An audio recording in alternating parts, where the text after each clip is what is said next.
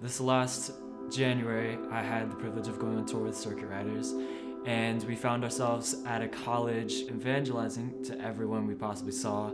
And I saw this guy who looked my age, walked up to him, and the words like, "Bro, do you know Jesus?" kind of just stumbled out of my mouth. I never start conversations like that, but there it was. And he was like, do I know what? Like, he was really caught off guard. I was like, "Do you know Jesus?" And he literally had no perception of who Jesus was, absolutely none. And I found myself in a situation of I had to share the most simple gospel message I possibly could, which I had never done before. I gave him like a 30-second version of like, look, this is what happened, this is who God is, this is how much he loved. And I could tell it kind of clicked, but he was still kind of confused on what the heck was happening. I kind of left it with, okay, if this doesn't make sense, can I pray for you in any way? He rejected that also.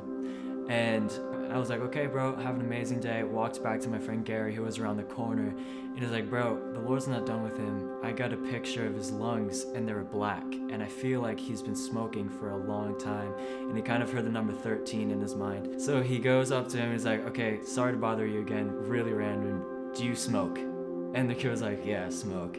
And so Gary was like, okay, random pitch, but the Jesus that you just heard about, he can heal your lungs. I saw a picture of your lungs and they were black, and I feel like you've had a nicotine addiction since you were 13. It's like, whoa, yeah, that's actually really accurate.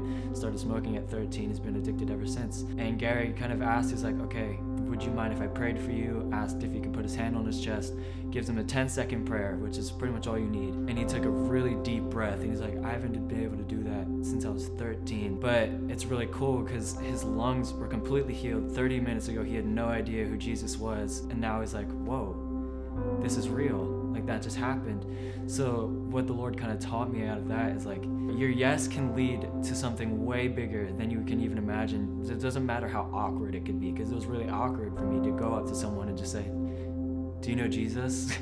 The end outcome is so much bigger than you can even imagine. And most of the time it ends up with someone's life getting changed, because it's not you doing any work anyway, it's Jesus speaking through you.